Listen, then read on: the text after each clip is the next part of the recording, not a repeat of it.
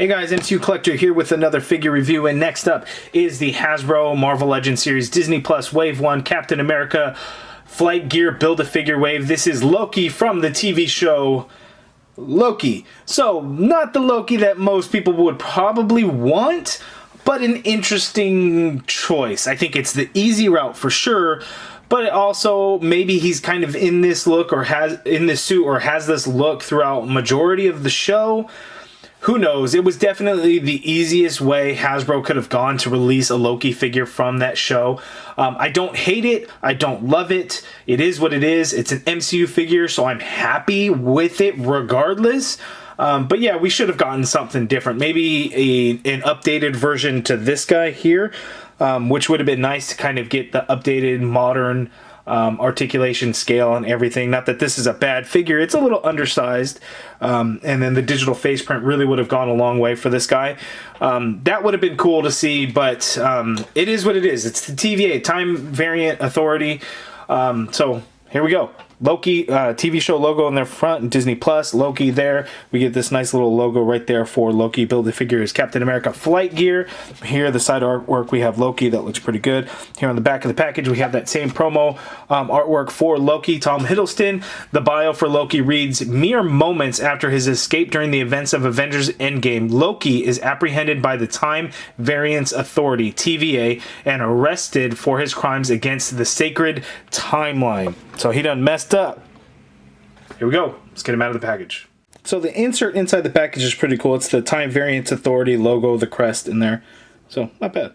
Okay, so here's the Loki figure out of the package, and I want to absolutely love this figure, but I just don't. Is it a decent release? Sure, because it's accurate to the show, so whatever, but just some weird things about it. The face sculpt isn't the best. We did get a better Loki head sculpt previously in the Infinity War 2-pack with Corvus Glaive, which was the same from the Thor Ragnarok version.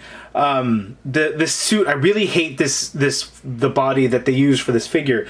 It is a reuse, so I believe this is Coulson. He actually has the gun holsters on the shirt and everything. The jacket's probably new. I haven't looked into it, but the arms are the same. The feet are crap. It's hard to get him to stand.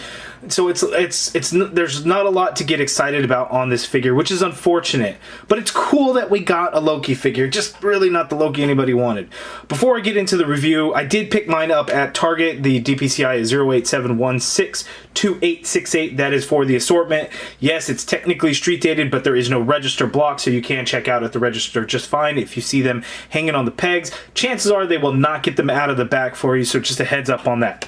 Looking at the accessories that he comes with a bunch of pieces for the flight stand, or the stand piece for Captain America, so these will piece together and that'll connect to the figure. This piece here connects to the Red Wing that Loki comes with, which is pretty cool. And when I do the review on Cap, I'll do a comparison with the Marvel Select version. I kind of like this one here. It's just kind of a softer plastic. I don't really care for the harder plastic of the Marvel Select version. And then we get this backpack piece, which looks like the stand's going to port right in the back of the backpack piece, and then those wing pieces that came with Vision are gonna look like they clip right onto there.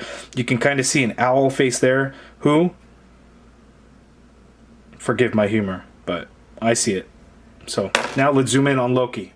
Okay, so here's a closer look at Loki, since he doesn't actually come with any accessories himself. No knives. I mean, nothing. So again, I'm happy to have it. It's an MCU figure. I'm happy to have it. Just breathe. But it's okay. Having this Loki figure in hand, yes, it looks a little bit more like Loki and less like Edward Scissorhands, but it's the whipped hair right in the wind that just seems kind of weird. Now, you know, certain poses that's going to work, but just standing there like that, it just looks really kind of funky. And then straight on, you just don't see Tom Hiddleston. That way, you just definitely don't see Tom Hiddleston. But again, it is better in hand than based off of what the promo images look like. I could kind of see the resemblance. It's just not great. In my opinion, this one was pretty good. His forehead's probably a little big, but I guess pretty big there. Then this head looks huge compared to this one. And look at that size, that height difference right now already, because of the suited body just being a little bit smaller. And we'll get into side-by-sides a little bit later. But let's look at the figure. I guess not a whole lot to talk about. We got a striped ugly ass tie that's all brown in color because I guess, you know, they can't be all flashy and wear bright colors. We got a TVA logo there in orange. On the back it says variant because he is a time variant. How that will explain and what the context of that is, we shall see on June 11th. Wednesday I think is when it premieres on Disney Plus. So I'm excited for the show. It's probably my most anticipated show. Out of the 3 that were coming out, Loki was the one I was most excited for. I hope it's good. The WandaVision is my favorite out of the 2 so far. Falcon and the Winter Soldier was great, but WandaVision I just enjoyed a little bit more. But hopefully Loki will be the same and be the best out of the 3. At least what I'm hoping for. So now let's zoom out and see his articulation, which is going to be pretty crap, just a heads up. Okay, so what can Loki do? Not a whole lot. He can look down. He can look up somewhat. His hair is going to get hit his jacket collar. You get swivel in there. Get some pivot as a dog barks in the background. Sorry about that, guys. Shoulder goes up that high. You get a full rotation. You have an upper bicep swivel. You get a double jointed elbow, which is cool. The giant ass pins on the inside of the arm. The wrists swivel, and they do hinge, but the sleeve part kind of gets in the way of getting the full hinge out of there. He can crunch down that forward. He can't really crunch back. I mean, he can, but the jacket really kind of gets in the way. We have a waist swivel in there. Legs go out that far apart. He can kick forward that much, which is actually pretty good, I guess. We have an upper thigh cut. You get a double jointed knee, which works fairly well, and then no calf swivel or anything. You get a foot that hinges down a little bit more than I would say is normal. Oh, I think we got like different ankles on these. I'm going to have to double check these legs now because usually the ankles are pretty garbage and get like no hinge on the feet. We actually get some hinge, not really going up. Ankle pivot. We have still those thin ass dress shoes that like Coulson and stuff had, where you have the peg hole there, which is pretty much no good.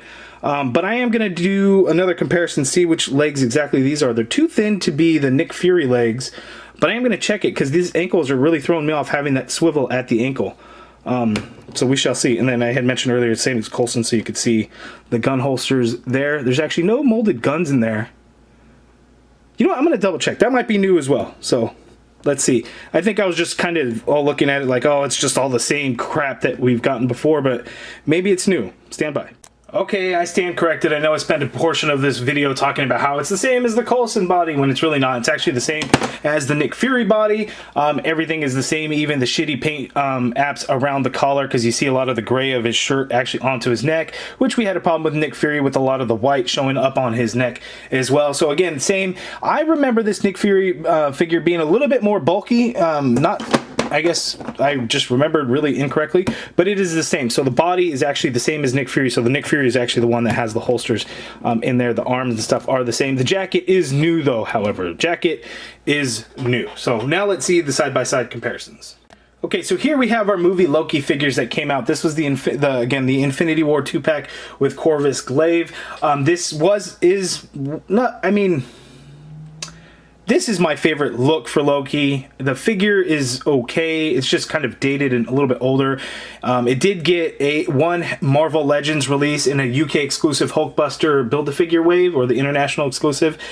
This version is actually the one that came out in a Walmart exclusive line that was not technically branded as a Marvel Legends figure.